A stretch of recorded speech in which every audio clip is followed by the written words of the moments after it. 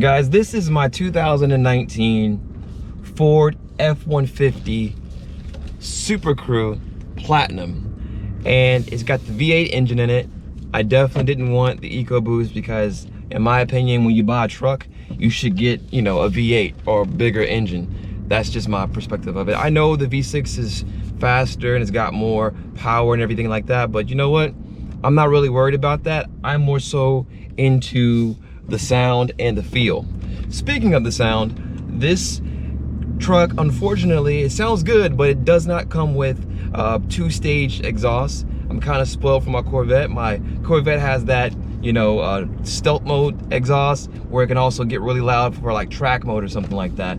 I understand that they made the changes later on in some models of this truck to where they can have two stages, but unfortunately the one I got didn't have that option. It was a 2019. I bought it last year in 2019 October, so I've had this truck for over a year. Now, what I do want to talk about is what is it like daily driving it, and what is my year-long review of this particular truck. Well, this being a 4x4 and my first 4x4, I love it so far. And we've taken this truck on trips to Disney, like, you know, it was super nice. Everybody liked it. It was a lot of room in here. It was a great trip. Really quiet, not too noisy. So that's the benefit of having a more muffled exhaust. But sometimes I wanted to be a little bit more crazy, and I don't get that experience. So I'm still thinking about putting an aftermarket exhaust on it, but we'll see. It really just depends on where I want to be in the future with this, or if I want to do something like that to my Corvette. But back to the truck though. I've got two car seats in the back, two kid seats in the back, and they've got plenty of room. So much room in the back, in fact, that I could actually sit an adult in the middle, and it's not a problem at all. So from a room standpoint, I'm not bumping into my wife. You know, she's not playing elbow jousting with me. So this is a great use of space right here, and I really enjoy it. Another thing I want to talk about with this truck is just sitting up higher. What it's like to sit up higher in a truck. The car I had previous to this truck was actually a Prius V, and I didn't do any videos. I didn't take any photos. I literally went from a BMW X5M to a Prius V. I know, even when I sold it into my guys at the shop, I was telling them, you know, they were like, yeah, dude, you're not going to keep this Prius that long. And I'm like, yeah, I know, but I just wanted to flip script, and I needed to save some money during that period of time because the BMW was getting expensive. Speaking of cost, this costs more than the BMW. This car right here cost me $52,000 brand new. And the reason why I decided to do a brand new truck instead of a used truck was because used, this truck was selling for about $52,000. Literally, the dealer, which was Felix Sabates Ford, they were trying to get rid of these trucks before the end of the year, which is a great time to buy a new car, guys. At the end of the year, they don't want to pay taxes on it. They don't want to carry it over. They want the new models. So that's a good time to buy a new car. And honestly, they treated me good. I haven't gone back there because it's just on the other side of town. So I haven't really gone back there other than the few trips I took to, you know, buy the car and do a few other things to the car when I first bought it. But I was interested in seeing that they had other aftermarket additions that they would sell you in warranty. Like obviously some of the Roush things, but they have some other dressings on the cars, on the trucks that you can have, and they look pretty mean, man. They look just as good as the Raptors in my opinion. Matter of fact, the Roush exhaust is maybe the exhaust that I go with because it's got two-stage modes for it, right?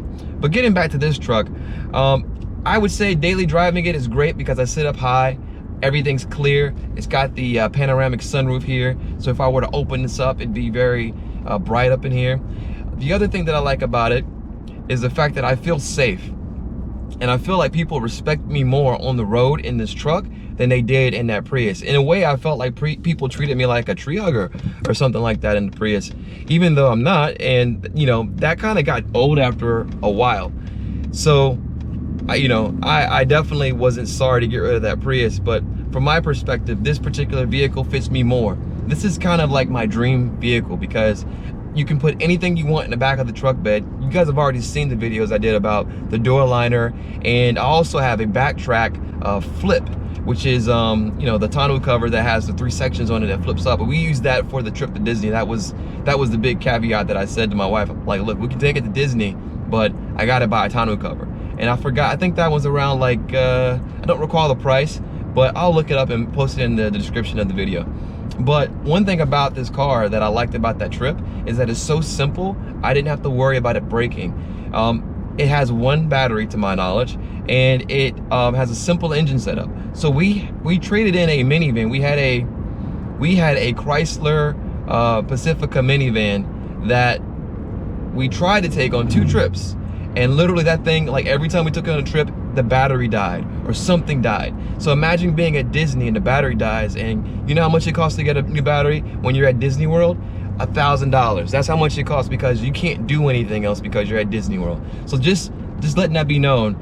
And I told myself a long time ago I would never buy another Chrysler. I should have stuck to that, because they break. They break. But that's also why I did not buy a Ram. I wanted the Ram. I love the screen of the Ram. You know, this one has the latest sync, well, at the time, the latest sync in 2019 for Ford. And it's great because it's got Apple CarPlay and Android Auto. I prefer Apple CarPlay a little bit more. But as far as the layout of the vehicle, you know, with the massaging seats, the multi-contouring seats, all the dual climate controls and everything else that you can think of in this vehicle, it's just fantastic for like road trips. And I just feel like Ford really nailed it. Like, this is, for me, this is the best Ford I've ever been in, period. And the fact that it feels so luxurious, this feels probably as good. I think this feels more comfortable than my wife's Porsche. She's got a Cayenne hybrid.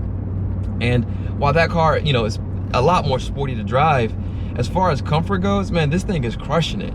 Like, this is something I drive every day. I don't feel stressed out about it all. The only thing I can think about from the trip perspective that was kind of annoying was when I was trying to park it and there was some tighter parking spots because it is a truck. I don't have the 6.5 foot bed. I have the standard bed on this truck. But again, you know, that's one of the things you have to live with if you have a truck. I could get something like an Explorer. We did have an Explorer at one point in time, which was a great vehicle to travel into. But honestly, guys, the amount of space that I had in the back of the truck bed here was just fantastic. And I mean, I just can't speak more positively about how great this was for a trip. It surprised me how comfortable and how great it was. It's also got lane assist too. So if you are driving for a long period of time, you get a little tired and you haven't decided to pull over yet, it at least will keep you in the lane. I don't know how much that will help you going to Florida roads, because you know, their lanes and their construction messes up their lines. But you know, it's just a nice feature to have. And plus, I mentioned the massaging seats, which are just, oh, they're fantastic, man. Like, that was something that we were introduced in with our Platinum Ford Explorer that we had several years ago. But this, the return of that was the reason why I got this Platinum over the Ford Raptor, because there was a Ford Raptor that was priced at the same price. And that was the big thing. It was like, well, you know what? I can get a Raptor and get just about everything in this car, but it's gonna be missing the massaging seats. I said, I need my massaging seats. So that was my tipping point there to put me onto the Platinum. And once I got in the car and once I drove it, it was a done deal. I was totally sold on this vehicle. But I guess let's just wrap this up right here. The cost of gas to fill this thing up, I can put any type of gas I want in here. I've been recently putting in the highest octane I can, so that's been like 91, 93. And the average cost for that has been about, I think I'm hitting around like 70 to 80, right? 70 to 80. Oh, I don't like this automatic stop and start. Let me cut that off. I hate that feature. I wish it was always off, and I don't want to get a plug-in to make it stay off, but it's one of those things, man. But yeah, so the gas cost on this definitely is tough. Gas mileage wise, I think I'm hitting about 15 on a normal city drive. If I was on a highway, I think the best we ever got was about 20, 21. I learned a lot about how to save fuel in the Prius, so that was one of the benefits of having that car first. But I think as far as this car goes, I can't really ask much more from a truck. It's got 10 gears in the transmission, and you know, in your mind, you're like, you know, that's great for fuel efficiency and it helps you stay in a power band. But at the same time, the way this thing shifts on normal mode, you basically don't have much power. So you have to change the driving mode to sport. Changing it to sport kind of exposes another issue with the transmission, where sometimes it's a little it doesn't know what it wants to do, so it will clunk on you a little bit or just shift abruptly, and it's kind of jarring. For me in the beginning, it was really weird. Also, I was coming from a CVT, so having a transmission shift was nice, but I wasn't sure if I was just used to a CVT and everything like that. The other thing you'll notice is that it's really quiet in here, so having a conversation is really easy.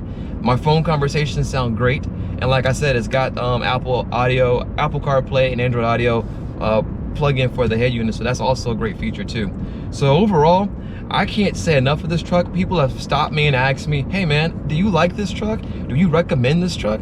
Yeah, this is the best vehicle I've ever bought for a utility purpose or for just daily driving. This is by far the best vehicle. I can't say enough about how good the Ford F150 Platinum Supercrew is, and I just love the fact that I have a V8 before they get rid of V8s. So with all that being said, guys, I just want you guys to subscribe if you like what you're hearing on my channel, and please come back for more content, guys. I'll see you later. Peace.